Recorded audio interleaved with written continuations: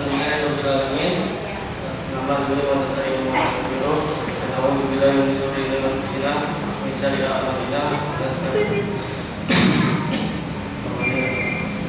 Segala puji bagi Allah Subhanahu semesta alam yang telah memberi kita rahmat serta hidayah sehingga kita dapat berkumpul di masjid Kiai Jamal ini.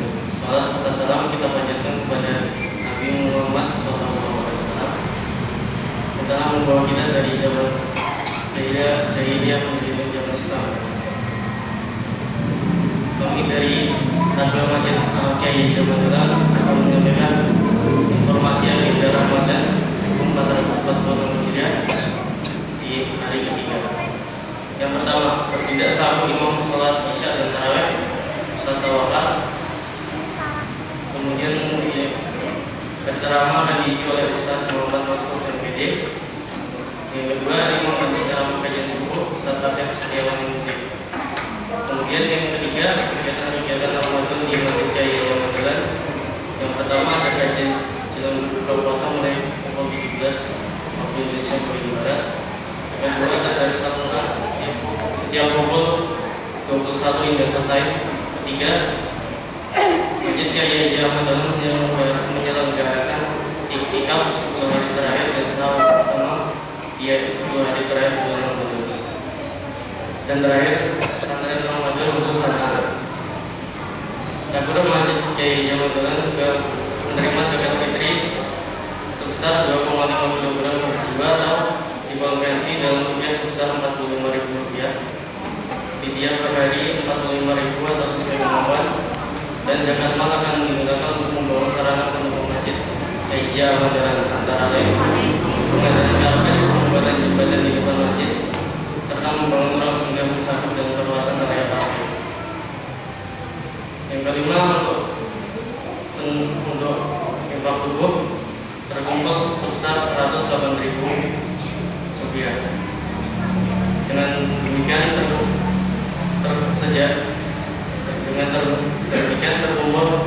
Rp805.000. Terima kasih jazakumullah khairan. Untuk memulai kajian tarawih malam ini, mari kita mulai dengan membaca basmalah. Bismillahirrahmanirrahim. Kepada Ustaz Muhammad Maskur MPD dipersilakan.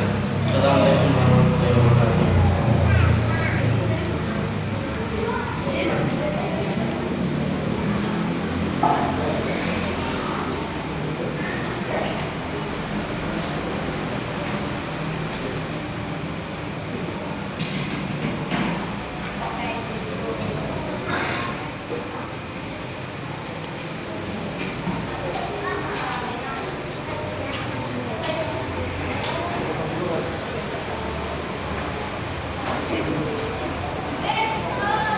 Assalamualaikum warahmatullahi wabarakatuh.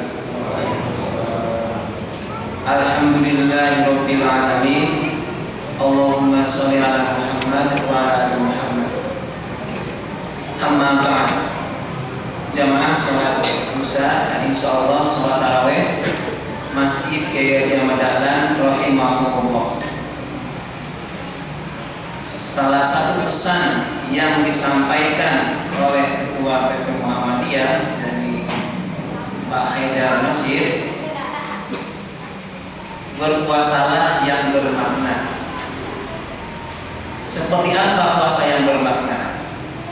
Beliau menjabarkan beberapa kriteria supaya puasa kita itu bermakna.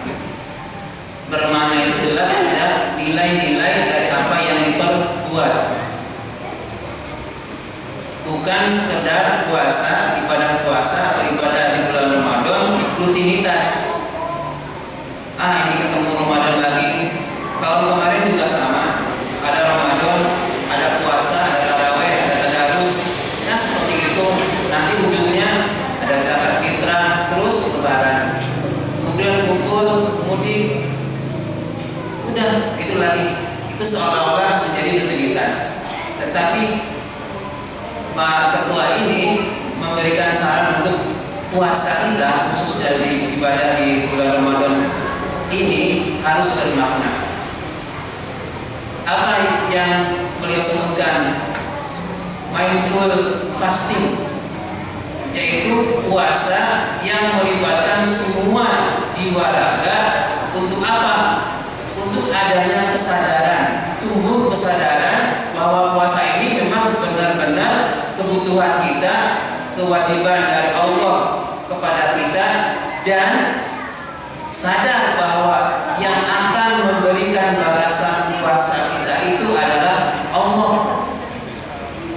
Artinya seluruh apa yang ada dalam diri kita fokuskan untuk berpuasa. Dalam hadis disebutkan puasa itu juga bukan sekedar menahan lapar dan haus, tetapi ada juga yang lain. Di antaranya jangan falayakos, jangan profas, jangan juga suka teriak-teriak atau emosi-emosi. Tinggalkan perbuatan-perbuatan yang tidak benar, bermaksiat. Meskipun luar puasa juga harus ditinggalkan. Nah, dari mindful fasting ini lalu akan tumbuh nanti kesadaran, kesenangan berpuasa itu ke tubuh.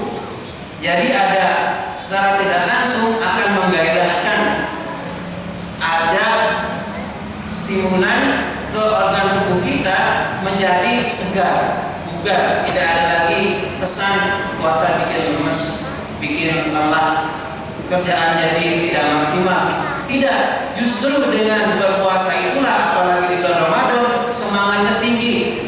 Lillahi ta'ala, Allah yang akan menilai. Kan kata Allah, setiap amal Bani Adam itu akan kembali kepada Bani Adam, ilas siang, kecuali puasa. Fa'innahu li, sesungguhnya puasa itu untukku dan aku yang akan memberi balasan. Karena Allah yang akan memberi balasan, dan Allah tidak menyebutkan kriterianya seperti apa yang dan dapat poin berapa tidak disebutkan, maka kita maksimalkan puasanya. Jadi kita akan berpuasa tidak sekedar hanya meninggalkan lapar dan haus, tapi menjaga lisan. Ini yang penting, menjaga lisan. Kalau tidak bisa berbuat, tidak bisa berkata baik, maka diamlah. Berilah nasihat, output dari mulut adalah sesuatu yang menggembirakan, yang menyenangkan, yang bermanfaat. Kalau tidak, stop, ditahan saja, nggak usah. Apakah lewat mulut saja? Kalau mungkin mulut diam, tapi lewat tangan, lewat tulisan, tidak baik, ya stop juga, dikelola.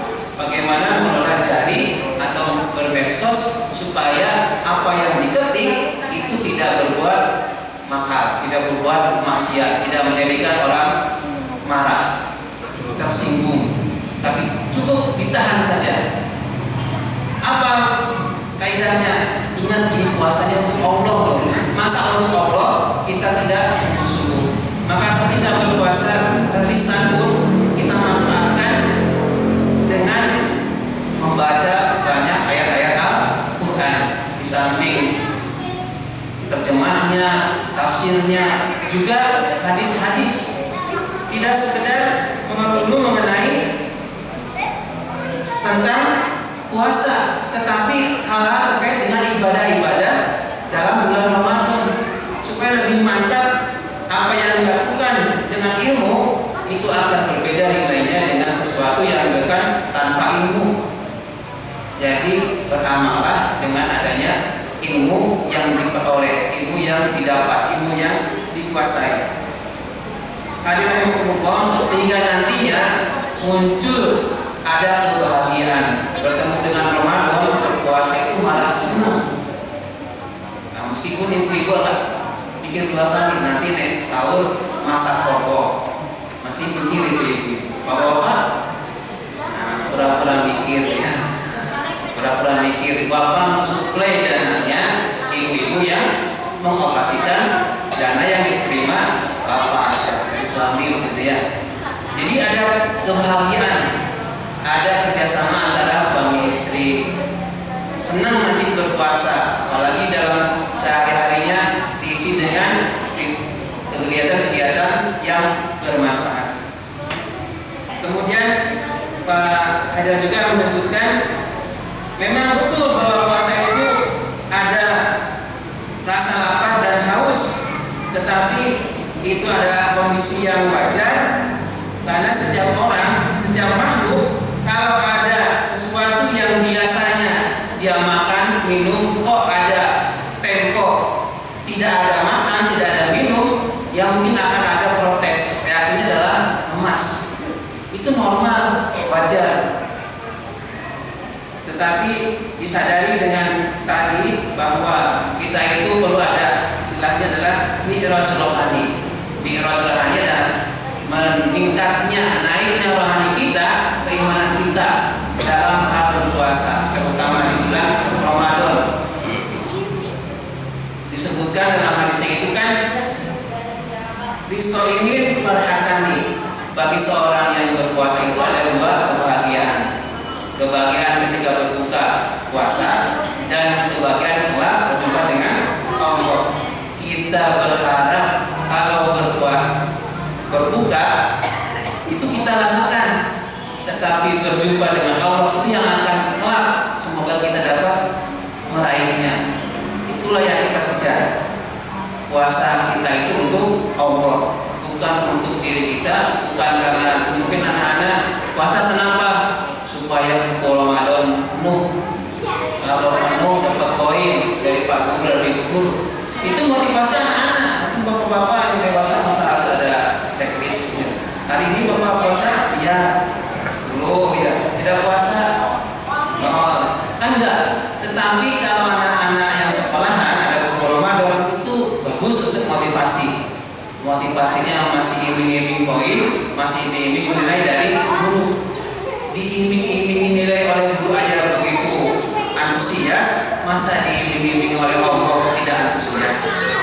Maka Bapak Ibu kita bisa belajar dari anak-anak yang dititipi oleh sekolahnya buku kegiatan Ramadan, jangan bikin buku kegiatan Ramadan pribadi, tapi nggak usah setor ke sekolah ya, karena sudah nggak sekolah. Nggak usah setor juga ke takmir, karena takmir nggak bakal melayani repot masa si fulan puasa ditanyain repot ya. Tanggung jawab sendiri masing-masing, mindful fasting. Jadi silakan di searching mengenai konsep mindful fasting ini. Ada secara tidak langsung terjadi healingnya, self healingnya untuk kita, bukan sekedar healing jalan-jalan, tetapi dengan berpuasa. Allah, ini yang bisa sampaikan, mudah-mudahan bermanfaat. Ikhtiar kita itu adalah untuk berpuasa lillahi ta'ala. Assalamualaikum warahmatullahi wabarakatuh.